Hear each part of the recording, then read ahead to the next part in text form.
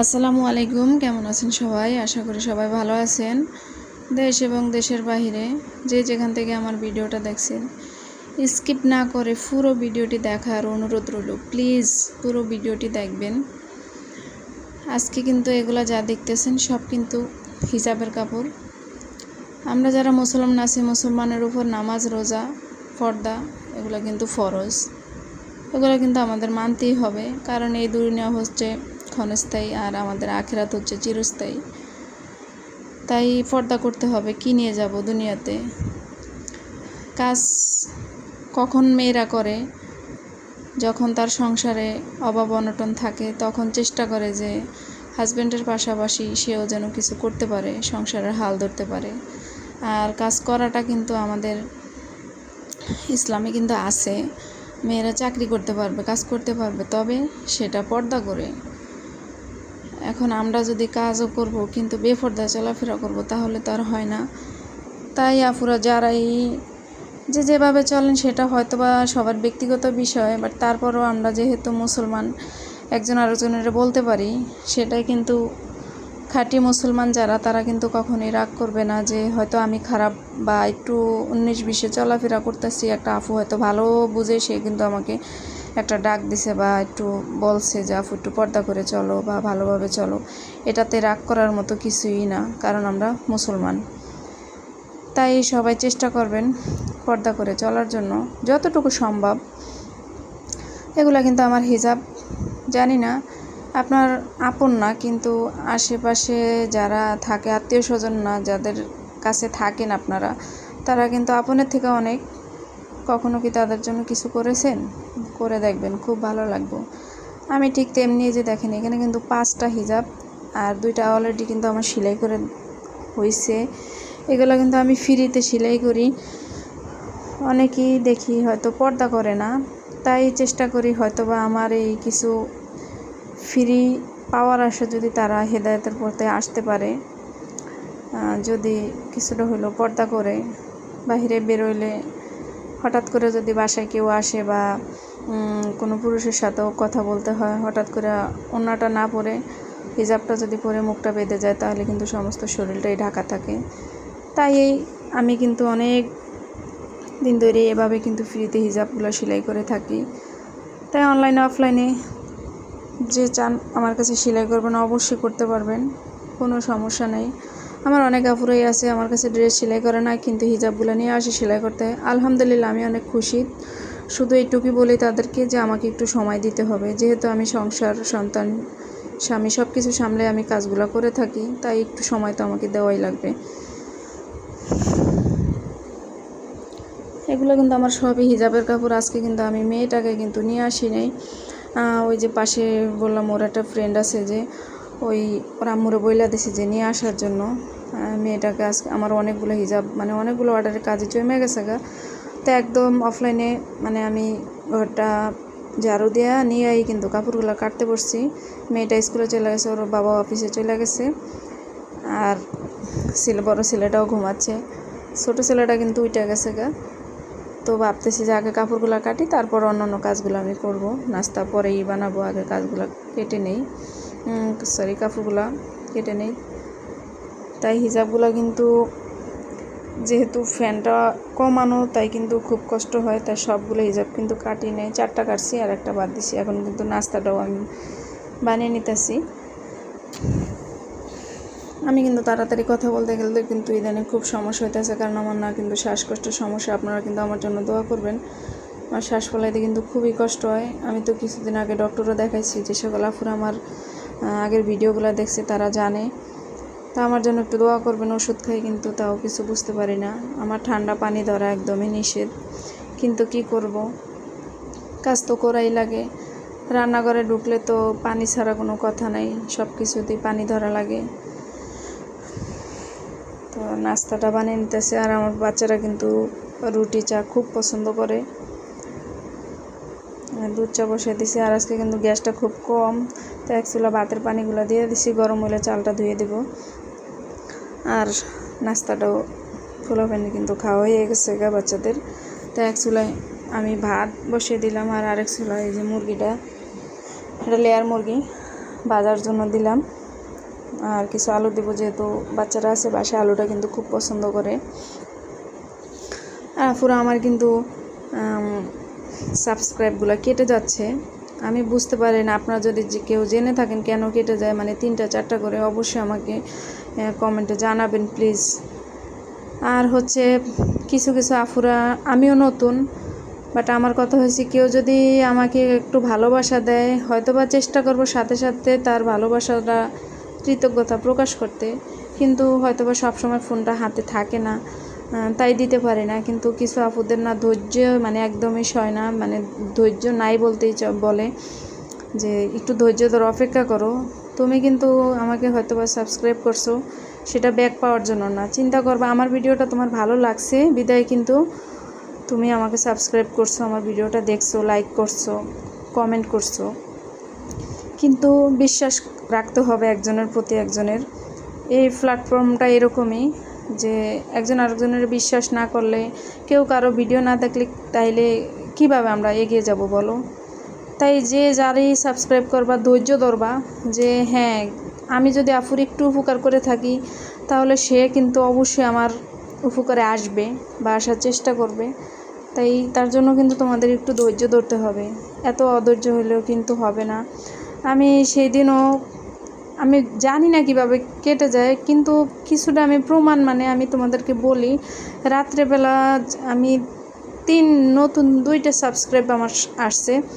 তো আমি যেহেতু রাত্রেবেলা দেওয়া তো সম্ভব ছিল না, আর আমি আরেকটা আপুর মানে কমেন্টে শুনছি যে 24 ঘন্টার আগে যদি তুমি সাবস্ক্রাইব ব্যাক করো তাকে, তাহলে কিন্তু তোমার সাবস্ক্রাইব নাকি কেটে যাবে। তো আমি আপুরদেরকে মানে অনুরোধ করছি যে আপনারা একটু অপেক্ষা করবেন, অন্তত 24 ঘন্টা পর্যন্ত আমার উপরে বিশ্বাস রাখবেন। যেহেতু কাজ আপনিও করতেছেন, আমিও করতেছি, অবশ্যই ভালোবাসা আপনি ব্যাক পাবেন। কিন্তু আমার মনে হয় তাদের সেটা ধৈর্য সইল না, মানে ধৈর্য ধরতে পারলো না, কিন্তু আমার সাবস্ক্রাইবগুলো কেটে গেল। কিন্তু আমি পরে যখন সময় সুযোগ পেলাম, আমি তাদের চ্যানেলটা ঘুরে আসলাম, লাইক কমেন্ট সাবস্ক্রাইব করে দিলাম। ঠিক আছে, যদি তারা মানে ব্যাক নিয়ে যায় তাদেরটা, তাহলে আমি কিছু বলবো না। আমি চাই যে আমার দ্বারা যদি কারো কোনো উপকার হয়ে থাকে তাহলে হোক না, আর আমিও ধৈর্য ধরে কাজ করতে আসি, করবো ইনশাল্লাহ। যে সকল আফুরা আমাকে ভালোবাসে তারা কিন্তু আমার ভিডিওটা পুরোটাই দেখে এবং লাইক করে, অনেক সুন্দর সুন্দর কমেন্ট করে। সত্যি আমি আফুদের কমেন্টের মানে তাদের মানে কৃতজ্ঞতা শেষ নেই, অনেক কৃতজ্ঞ তাদের কাছে, মন থেকে তাদেরকে দোয়া করি আমি আফু এবং ভাইয়াদের।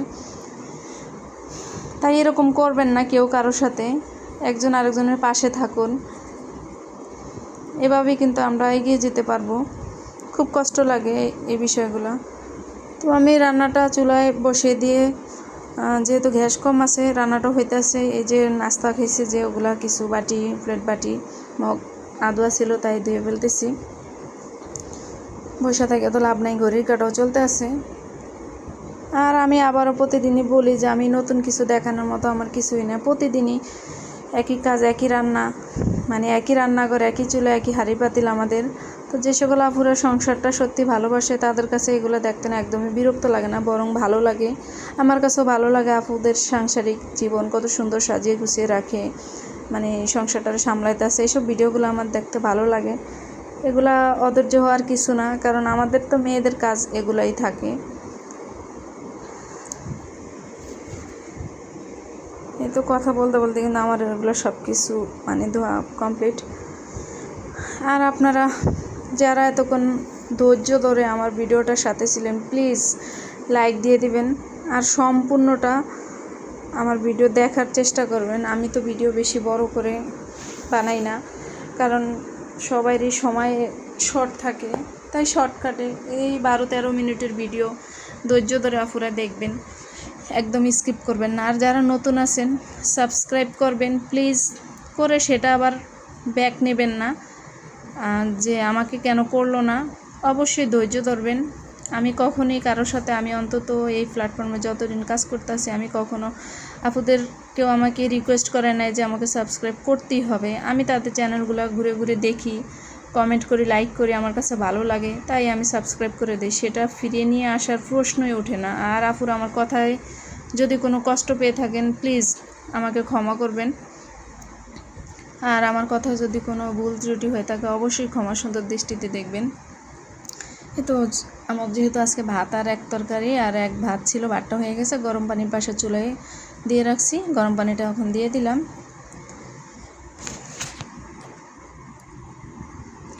এই যে রান্নাটাও কিন্তু আমার কমপ্লিট। আর কিছু সন্ধ্যার ভিডিও ছিল, আর আমি কিন্তু তাড়াহুড়া করে ওই যে কথা বলতে না আমার খুব কষ্ট হয়। এই যে বললাম যে শ্বাসকষ্টের সমস্যা, আমার জন্য দোয়া করবেন সবাই। এই যে ডিম পিঠা কারা কারা খেতে পছন্দ করেন অবশ্যই কমেন্ট করে জানাবেন, আমার বাচ্চাদের খুব পছন্দ।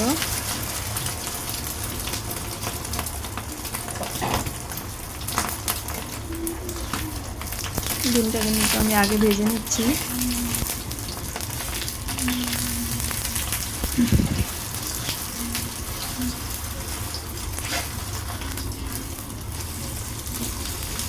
ভাজ করে ভেজে নিতেছি,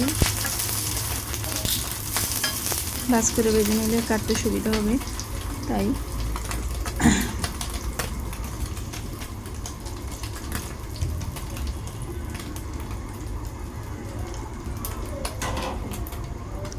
একটু ভালো করে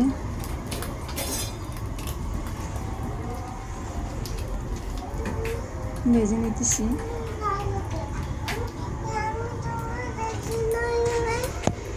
তুমি আমাকে দেখো না?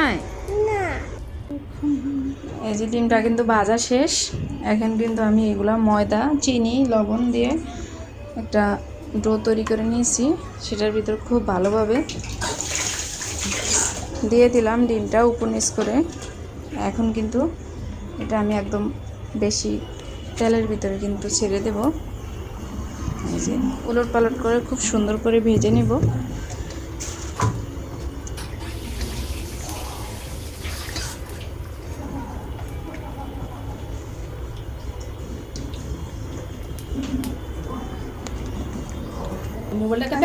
আবার আমি উল্টিয়ে দেবো। এই যে একটু লাল হয়ে গেছে।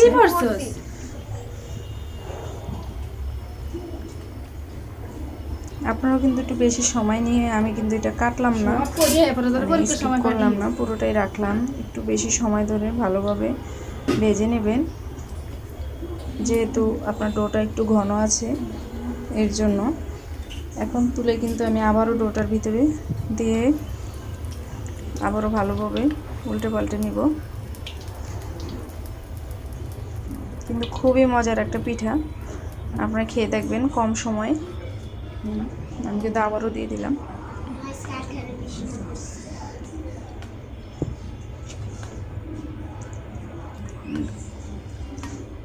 আমি কিন্তু আবারও দিয়ে দেব।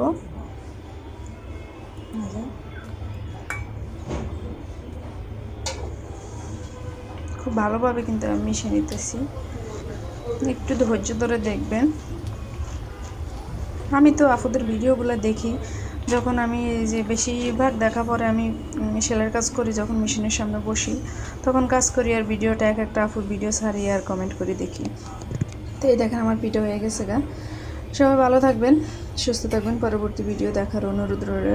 আজকের মতো এখানেই শেষ করছি। আসসালামু আলাইকুম।